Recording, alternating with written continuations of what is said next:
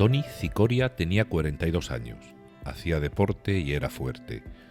Había sido jugador de fútbol americano en la universidad y se había convertido en un cirujano ortopédico bien considerado en una pequeña ciudad al norte de Nueva York. Una tarde de otoño se hallaba en un pabellón junto al lago para una reunión familiar. El día era agradable, con brisa, pero observó unas cuantas nubes de tormentas a lo lejos. Parecía que venía lluvia. Se fue a un teléfono público que había delante del pabellón para llamar a su madre, y esto ocurrió en 1994, antes de la era de los teléfonos móviles, y aún recuerda cada segundo de lo que ocurrió a continuación. Estaba hablando con mi madre por teléfono. Llovía un poco y se oyó un trueno a lo lejos. Mi madre colgó. El teléfono se encontraba a un paso de mí cuando me alcanzó. Recuerdo el destello de luz que salió del teléfono. Me golpeó en la cara. Lo siguiente que recuerdo era que volaba hacia atrás. A continuación, pareció vacilar antes de contármelo, volé hacia adelante. Perplejo, miré a mi alrededor, vi mi cuerpo en el suelo, me dije, mierda, estoy muerto. Vi que la gente se reunía en torno al cuerpo. Vi a una mujer, había estado esperando a mi lado para usar el teléfono, que se inclinaba sobre mi cuerpo y me hacía la resucitación cardiopulmonar. Floté escaleras arriba, mi conciencia venía conmigo. Vi a mis hijos, comprendí que no les pasaría nada. Luego me rodeó una luz blanco-azulada, una enorme sensación de paz y bienestar. Lo mejor y lo peor de mi vida pasó ante mí a gran velocidad, pero sin ninguna emoción. Puro pensamiento, puro éxtasis. Tenía la percepción de estar acelerando, de que algo me atraía, de que había velocidad y dirección. Entonces, mientras me decía a mí mismo, esta es la sensación más maravillosa que he tenido, ¡pam!, ya estaba de vuelta.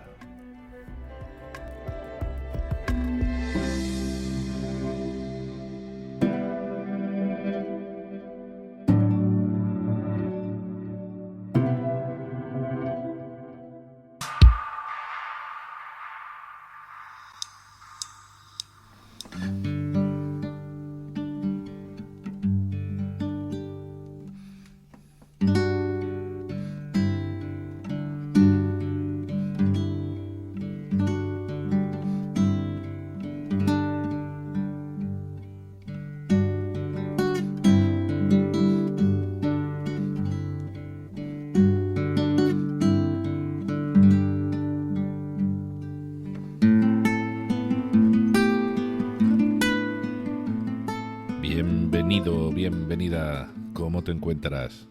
¿Es la primera vez que te asomas por aquí, por el podcast, o ya eres un paseante con las suelas desgastadas de tanto saber de nuestro neurólogo de cabecera?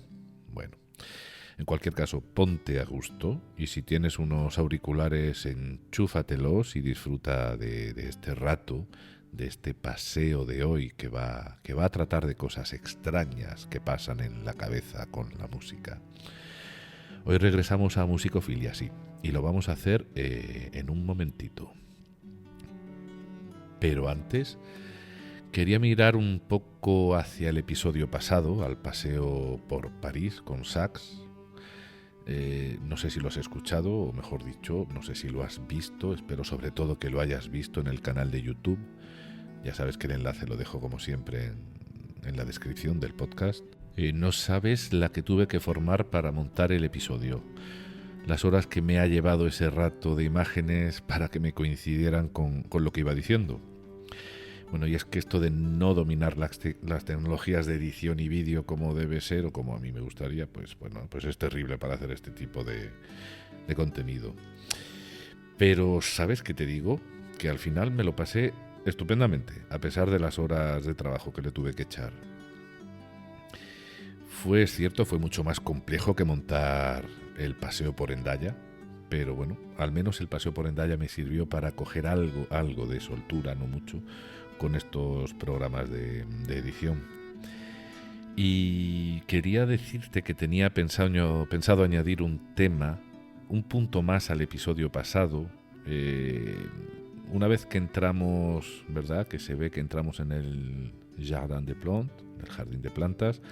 Si te acuerdas, hablamos bueno, del jardín, ¿no? Algo de su historia y de lo que es hoy en día, y luego pasamos a hablar del caso de Leonard en Despertares. Y esto es así porque, bueno, es la manera de homenajear también a Rainer Maria Rilke, ya que fue él quien escribió, pues, el poema La Pantera, ¿no? Y además lo escribió en el jardín de las plantas. Algo que se convierte en esencial en la historia de Leonard con Sachs, y que vemos también en la película de Despertares y en ese extracto mismo, ¿no? De la película, que es el que cierra el episodio del paseo con Sachs por París, ¿no? El episodio pasado. Pues bueno, aprovechando que estábamos en el jardín de las plantas, pues hubiera preferido hablar de ese ensayo, o sea, me hubiera gustado hablar de ese ensayo que tiene Sachs titulado Darwin y el significado de las flores, ¿no? ¿En qué mejor sitio que hablar de flores y de Darwin, ¿no? Bueno, supongo que en otros muchos sitios también vendría bien hablar, pero bueno, estábamos en un jardín de plantas, entre otras cosas. Y bueno, pues ese ensayo, ¿no? Ese ensayo que al igual que las palabras que dijimos de Freud en el paseo, ¿no? En París, por París, pues también pertenece a su libro El río de la conciencia. Y bueno, ahora no sé si, bueno, más adelante traeremos este ensayo o no, pero bueno, aquí lo voy a dejar en el aire, ¿eh? Al igual que el ensayo sobre Freud, Sachs nos presenta un Freud fuera de lo que más se conoce de él, de lo más típico, ¿no? Pues en este ensayo sobre Darwin, que el que Sachs escribe en El río de la conciencia, ¿no? Pues Sachs nos presenta también un aspecto de él que no tiene solamente que ver con su viaje a las Galápagos y el estudio de las tortugas, que prácticamente todo el mundo conoce. Así que bueno, pues eso, o dicho o hecha esta aclaración, ¿no? Pues ojalá un día podamos entrar en este ensayo sobre Darwin. Pero lo que sí es cierto es que de alguna manera u otra, pues sí le dedicaremos un episodio más adelante a Darwin, solamente a él, y seguramente que que saquemos cosas de este ensayo de Sachs y lo mezclemos, bueno, pues con cositas que quizás sean también más conocidas, ¿no? Y podamos hacer una especie de monólogo, ¿no?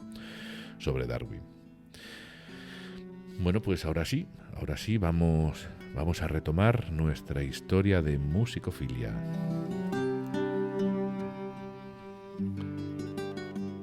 Digamos entonces, de forma figurada o no, que el doctor Cicoria supo que regresó a su cuerpo porque empezó a sentir dolor, empezó a molestarle por lo pronto la persona que le hacía la reanimación, y cuando llegó la ambulancia pues también se negó a que lo llevaran al hospital, y bueno, pues al final lo acabaron llevando a su casa. Enseguida lo vio su médico, que era cardiólogo, y bueno, le hizo un electrocardiograma y parecía ser que todo estaba normal. Y al poco lo vio un neurólogo porque se sentía un poco mareado y le hicieron una resonancia magnética. Y bueno, pues todo también estaba en su lugar, según los resultados, ¿no? Durante unas semanas tuvo algunas lagunas de memoria, pues olvidaba algunas palabras técnicas en su trabajo, palabras de medicina, ¿no? Quizá palabras un poco demasiado técnicas, y los nombres también de algunas de sus enfermeras. Pero podía realizar su práctica médica sin dificultad. Y un poco de tiempo después, hasta estos problemas de memoria, bueno, pues fueron desapareciendo, y hasta incluso la más mínima secuela del accidente pues también llegó a desaparecer. Y a los pocos días de que todo estuviese normal, pues el doctor Cicoria de repente sintió un incesante deseo de escuchar música al piano. Y poco después de esto empezó a oír música en su cabeza, así que se lo dijo a Sachs cuando fue a consultarle. Y Sachs le preguntó si esas alucinaciones musicales, o sea, si eso que veía o que sentía, sobre todo que sentía, eran alucinaciones musicales. Y bueno, pues a todo esto el doctor Cicoria le respondió que no, que el término más adecuado para lo que le ocurría sería el de inspiración, que la música estaba en lo más hondo de su ser y lo único que tenía que hacer era dejar que llegara. que era como las ondas de radio que hacen sonar el aparato de radio cuando éste se sintoniza. Y él dijo literalmente, llega del cielo, como decía Mozart.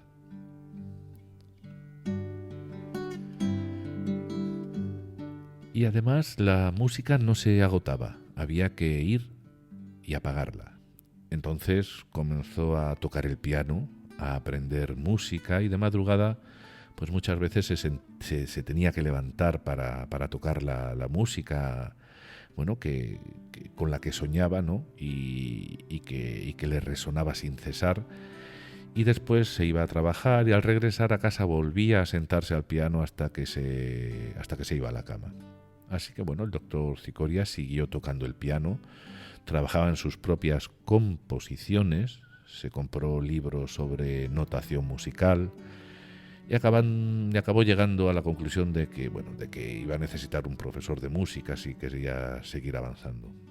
Por supuesto acudía a conciertos, pero entre sus amigos y familiares y cercanos no había nadie con esa afición y fue algo entonces algo que tuvo que llevar de una manera muy personal, muy en solitario y, como dice o como escribe Sachs, entre él y su musa.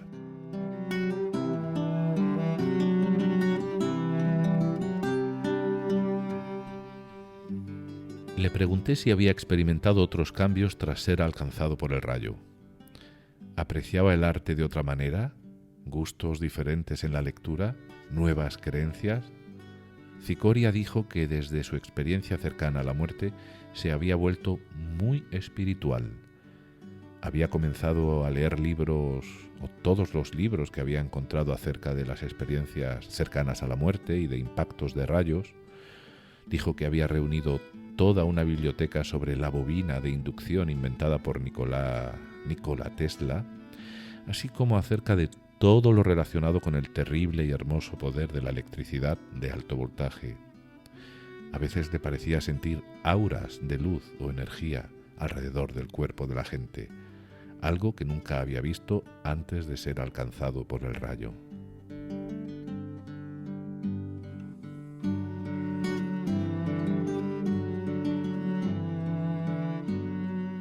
Bueno, pues pasaron algunos años y la nueva vida de Cicoria, su inspiración, no le abandonó. Siguió trabajando a tiempo completo como cirujano, pero su corazón y su mente ahora estaban centrados en la música. Se divorció en 2004 porque, pues esto había afectado a su matrimonio y el mismo año tuvo un horrible accidente de motocicleta. No se acordaba de lo ocurrido cuando pudo despertar, pero un vehículo había chocado contra su Harley y lo habían encontrado en una cuneta, inconsciente y mal herido, con huesos rotos, el bazo reventado, un pulmón perforado, contusiones cardíacas y, aunque llevaba casco, también heridas en la cabeza. Y pese a todo, se recuperó completamente y a los 2 meses ya volvía a trabajar. Ni el accidente, ni la herida en la cabeza, ni su divorcio parecían haber hecho mella en su pasión por componer e interpretar música.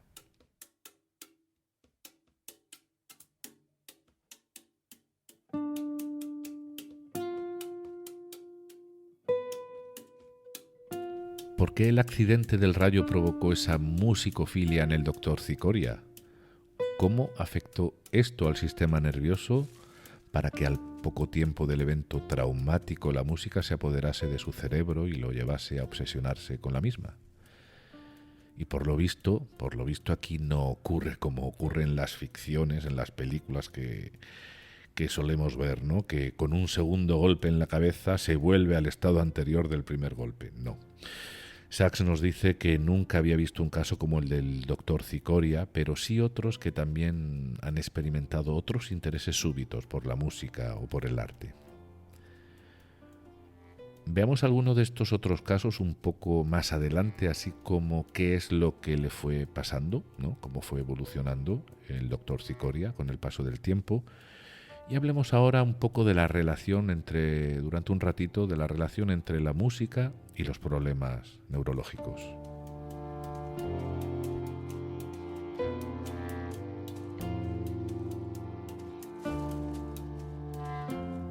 De Mozart se ha especulado mucho.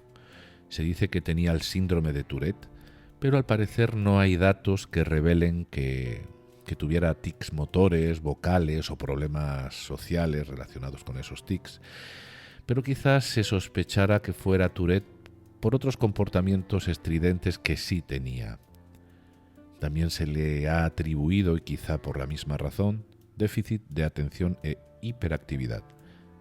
También trastorno maníaco-depresivo o alucinaciones paranoides, las cuales llevan a los críticos a concluir que utilizaba los fenómenos alucinatorios pues para escribir sus obras y por lo tanto no se le podía atribuir ninguna genialidad. A mí me parece exagerado si esto fuese así, no sé si a ti te parece exagerado. Vamos, como si la gente con alucinaciones musicales pudiese ponerse a transcribir y componer el contenido de sus alucinaciones, ¿no? Y bueno, para mí ya hacer esto, si fuese, aunque fuese por esta causa, ya hacer esto me parecería un acto de genialidad. Al menos así lo veo yo, que tan negado soy en lo que se refiere a la composición musical. Pero lo que parece realmente que ocurrió con todo esto es que no fue más que, bueno, pues una transmisión oral a través de los años, escrita pues oral y escrita también pues a través de las malas intenciones, ¿no? Y también, por qué no decirlo, de malas traducciones que acabaron creando pues una leyenda negra, ¿no? Una leyenda psicopatológica alrededor de Mozart para explicar lo que parecía que era inexplicable, ¿no? Pues su genialidad, ni más ni menos. Con otros músicos sí que hay más evidencia. Por ejemplo, Schumann y Schubert padecieron neurosífilis, que es un problema neurológico producido evidentemente por la sífilis, pero que se manifiesta unos 15 o 20 años después de haber contraído la enfermedad. Entonces nos preguntamos, ¿podría haber afectado esta enfermedad a la creatividad de estos músicos? Y si algo de lo que se ha especulado de Mozart hubiese sido cierto, ¿habría afectado a su creatividad? ¿Y cómo habría afectado? O sea, ¿a través de qué vías, de qué mecanismos? ¿Y los habrían hecho más creativos de lo que hubieran sido sin esa enfermedad? O lo contrario, porque también podría ser lo contrario, ¿no? Quizá por el hecho de haber tenido esa enfermedad, resulta que fueron menos creativos de lo que hubieran sido si no la hubieran tenido.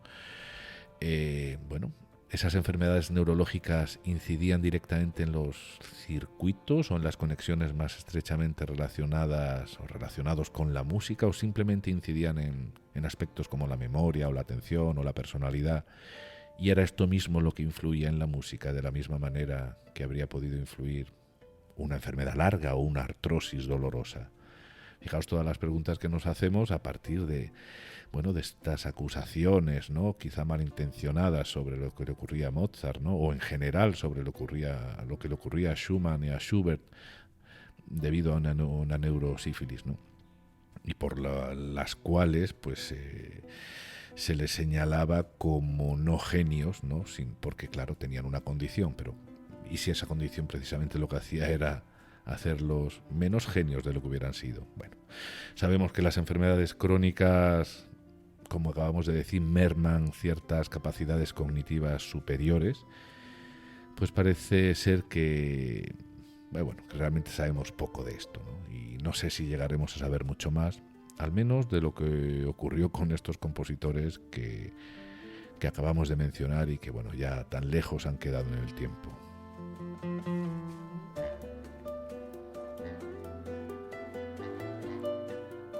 La música, por ejemplo, su práctica, implica procesos mentales multimodales. Por un lado hay que leer la música, por otro hay que escuchar melodías, armonías, ritmo, por otro hay que coordinar músculos para tocar el instrumento, por otro lado están involucradas pues las emociones y todo el sistema límbico, ¿no? Así como la memoria y muchos tipos de memoria, pues casi todas, la explícita, la implícita, la procedimental, por ejemplo, para tocar los instrumentos, también la memoria emocional y la episódica.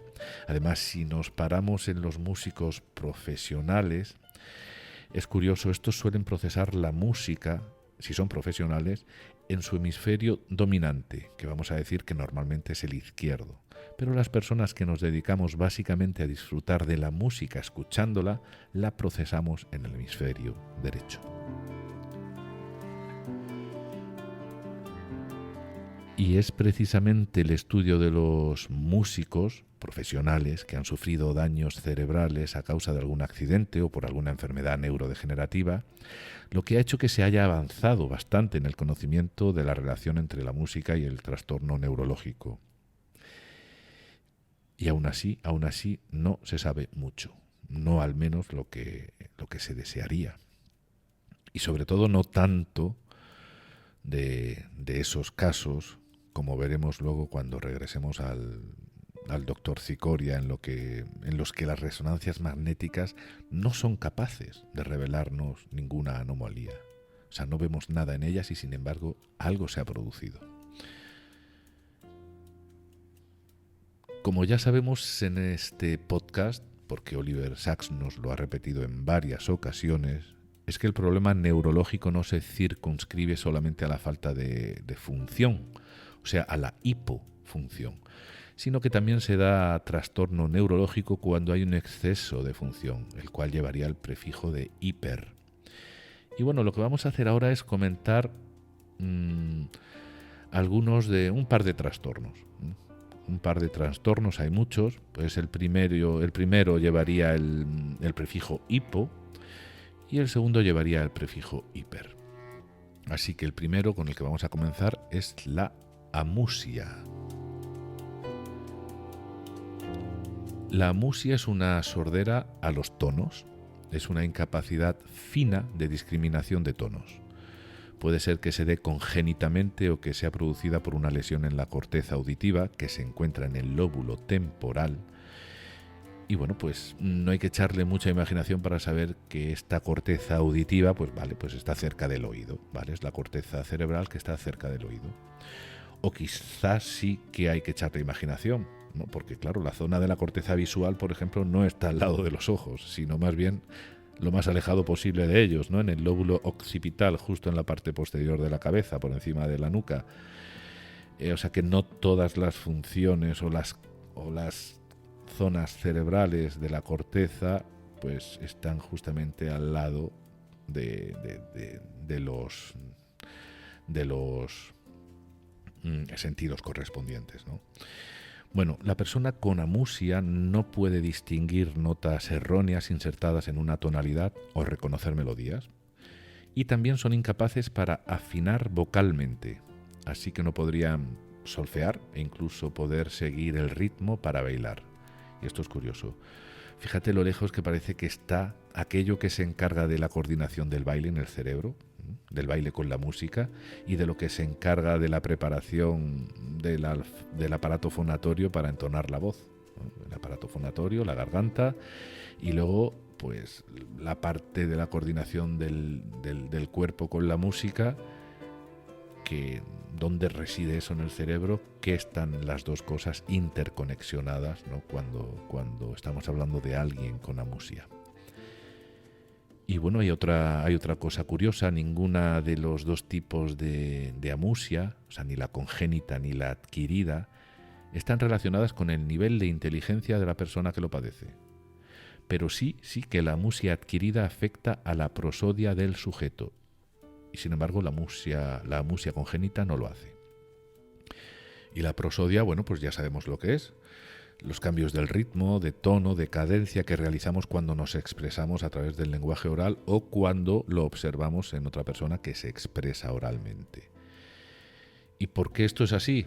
Pues hay varias hipótesis y una de ellas dice que las raíces neurobiológicas de las funciones cognitivas musicales son independientes de las del lenguaje, pues a través de resonancias se ha visto en estos dos tipos de sujetos, ¿no? En los que tienen una amusia congénita y los que tienen una amusia adquirida, que bueno, hay diferencias en la densidad de la sustancia blanca en diferentes lugares del cerebro cuando se les hace reconocer un tono en una canción frente a reconocer un cambio prosódico en el habla de una grabación.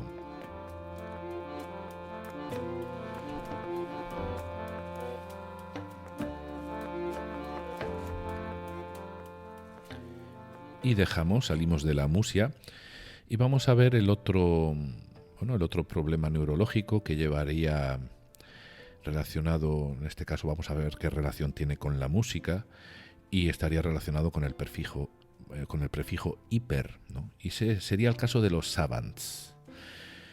Bueno, al principio se creyó que la habilidad musical estaba relacionada directa y positivamente con la inteligencia, cosa que luego se desmintió, de la misma manera que se pensaba que la creatividad había estado ligada a la psicopatología. Digo de la misma manera, pero en este caso en su aspecto negativo, ¿no? O sea que había una correlación entre la creatividad y la psicopatología. Bueno, todo esto se desmintió, evidentemente. Y concretamente el síndrome de Savant, del que hemos hablado ya en el podcast, hace referencia a características conductuales. No corresponde a una clasificación diagnóstica y bueno, pues que esté registrada pues en el DSM, por ejemplo, y bueno, y están formados por todo tipo de perfiles de inteligencia, desde los más a los menos inteligentes o por aquellos que tienen altas habilidades en algunos aspectos y también pocas en otros, ¿no? O sea que hay savants más inteligentes que otros y algunos muy capaces y otros muy poco capaces. Algunos, por ejemplo, tienen altas capacidades para dibujar o memorizar, pero carecen en absoluto de pensamiento abstracto, con lo que esto implica luego en el razonamiento y en el discurso, claro está. Y con respecto a la música, y es cierto que estos casos son muy raros, quizás los más raros, los savants que se inclinan hacia la interpretación tienen gran capacidad de mímica en el canto y pueden reproducir una obra con un instrumento con haberla escuchado una sola vez. O también pueden, por ejemplo, llevar las melodías a otras tonalidades. Y parece ser también que las personas con síndrome de Savant, con habilidades musicales, tienen en común que poseen oído absoluto.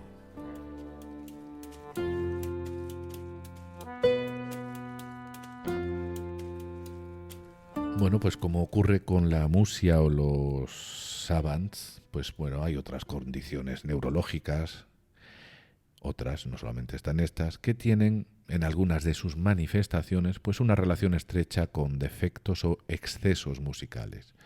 Pues hablaríamos de la epilepsia, de la demencia frontotemporal o de las propias alucinaciones musicales.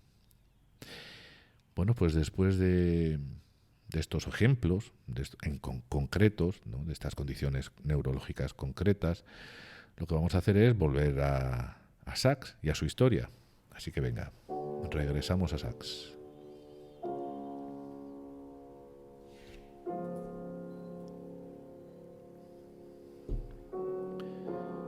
Nos habíamos quedado en que Sachs no había conocido ningún caso como el del doctor Cicoria, pero sí que había tenido pacientes en los que de repente se había despertado un interés súbito por la música.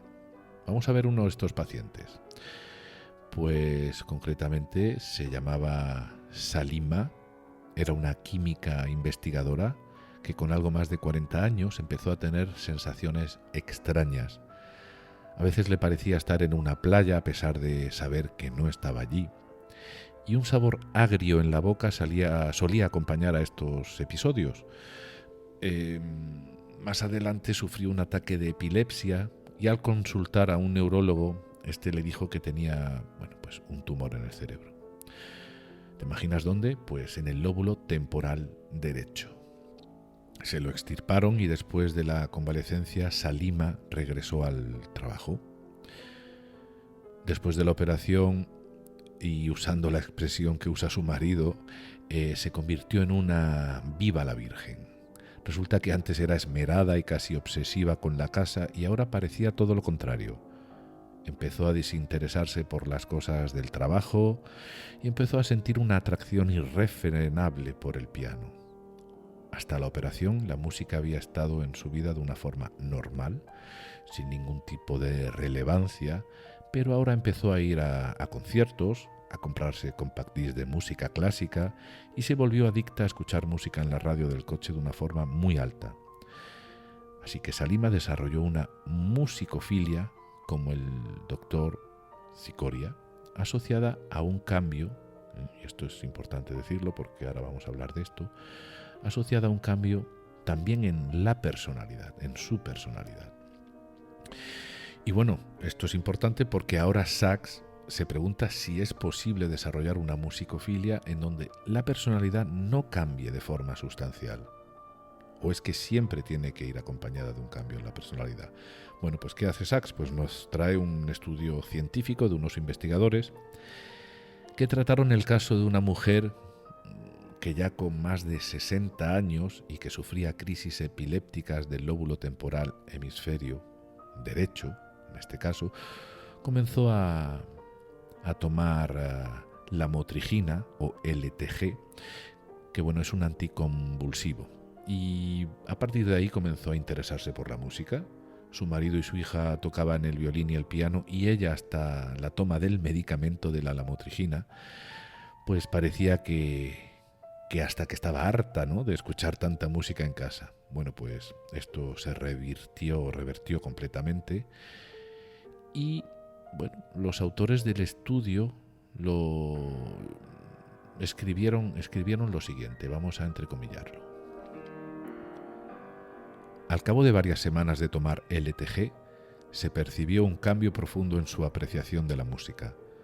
Buscaba programas musicales en la radio y en la televisión. Escuchaba emisoras de música clásica en la radio durante muchas horas al día e insistía en asistir a conciertos. Su marido relató que se quedó extasiada a lo largo de toda la traviata y se enfadó mucho porque algunas personas del público hablaron durante la representación. Ahora la mujer afirmaba que escuchar música clásica era una experiencia en extremo agradable y cargada de emoción. No cantaba ni silbaba y no se vislumbraron otros cambios en su comportamiento ni en su personalidad. No se observó ninguna otra prueba de trastorno, alucinaciones ni estado de ánimo alterado. Y aquí cerraríamos las comillas.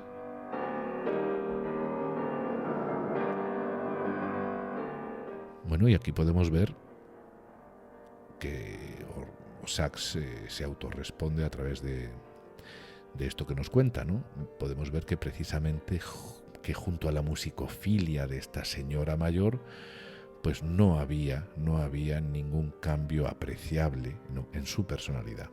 De esta manera no parece que hayan de asociarse forzosamente, pues eso, una súbita musicofilia con cambios en la personalidad.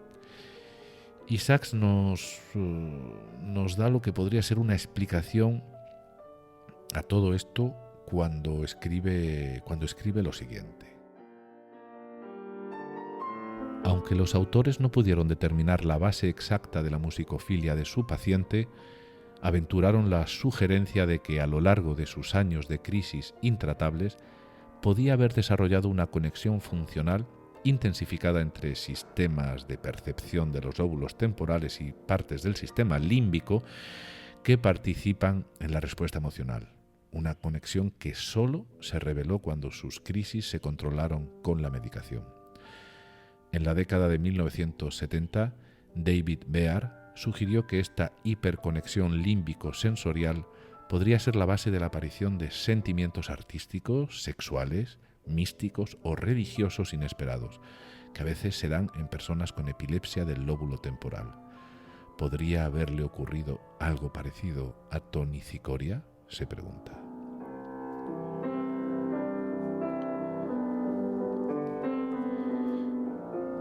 Pues volvamos entonces nosotros con el doctor Cicoria, a ver qué fue de él. Vamos a ver qué fue de él.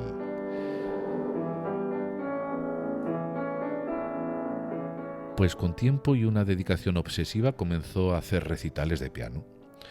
La crítica decía que interpretaba con gran pasión y gran brío, y aunque no con un genio extraordinario, sí que lo hacía con meritoria competencia, algo que no dejaba de ser una proeza para alguien que no había tenido formación musical de joven y que comenzó a estudiar música con más de 40 años. El doctor Cicoria le decía a Sachs que él mismo, a pesar de ser médico, no le encontraba ninguna explicación a lo que había sucedido y que tenía que recurrir a lo espiritual para poder conformarse. Y Sachs, con todo el respeto por la perspectiva del doctor Cicoria le respondió que lo que le ocurría tenía que tener alguna base física o al menos psicológica que estuviera relacionada con el sistema nervioso.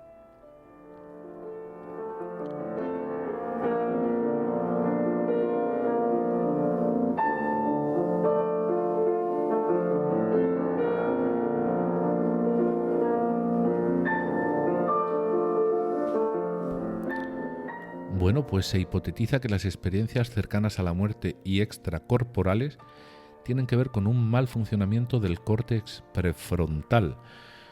Y el córtex prefrontal, bueno, pues para situarlo más o menos, pues detrás de la frente, ¿de acuerdo? Detrás de nuestra frente, vamos a dejarlo ahí. Sobre todo en la frontera con el lóbulo parietal, ¿no? Que digamos donde empezaría. ¿Cuál es la frontera? Bueno, pues imaginemos que nos ponemos unos auriculares de estos de diadema, pues encima de la coronilla, pues ahí, ¿vale? Ahí un poquito hacia adelante, pues ahí estaría esa división, ¿no? Entre el lóbulo o el córtex prefrontal y el lóbulo parietal. Y bueno, y nos preguntamos, ¿y si las visiones instantáneas cuando uno está a punto de morir y por supuesto no muere? Porque si no, no habría podido contárnoslo para que lo supiéramos, ¿no? Bueno, me refiero esa visión fugaz de toda una vida, ¿no? Esas imágenes nítidas de los hijos y la familia y los padres que parece ser que pasan por delante de uno en unos instantes, ¿no? En unos segundos quizás. ¿Sería esto debido a una intensa excitación emocional en donde se producen descargas de noradrenalina y otros neurotransmisores? Bueno, pues esta pregunta parece que sigue vigente, ¿no?